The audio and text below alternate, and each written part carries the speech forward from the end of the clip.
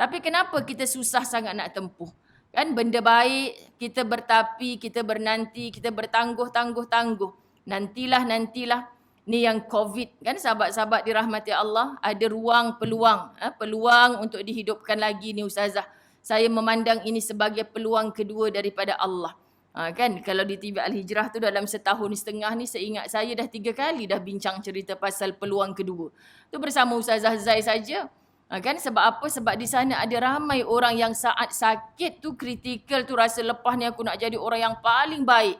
Tak sampai 3 bulan sihat, masih lagi macam tu. Solatnya sekejap buat, sekejap tidak. Allahu Rabbi.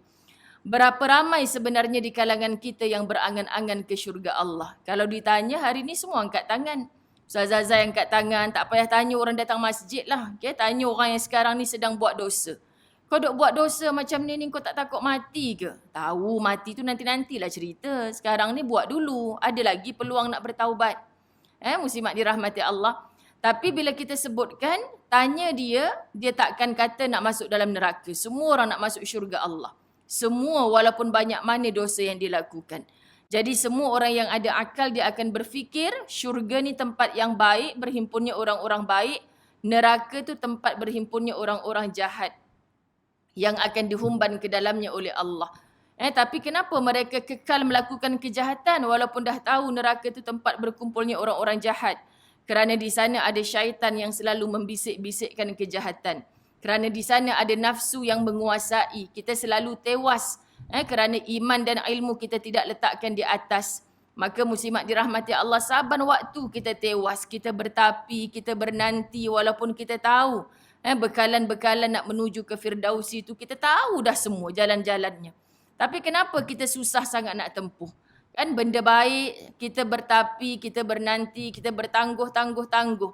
Nantilah. Ni yang COVID kan, sahabat-sahabat dirahmati Allah, ada ruang peluang. Peluang untuk dihidupkan lagi ni Ustazah.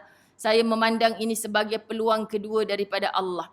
Kan kalau di TV Al-Hijrah tu dalam setahun setengah ni, seingat saya dah 3 kali dah bincang cerita pasal peluang kedua. Tu bersama Ustazah Zai saja. Kan sebab apa? Sebab di sana ada ramai orang yang saat sakit tu, kritikal tu, rasa lepas ni aku nak jadi orang yang paling baik. Tak sampai 3 bulan sihat, masih lagi macam tu. Solatnya sekejap buat, sekejap tidak.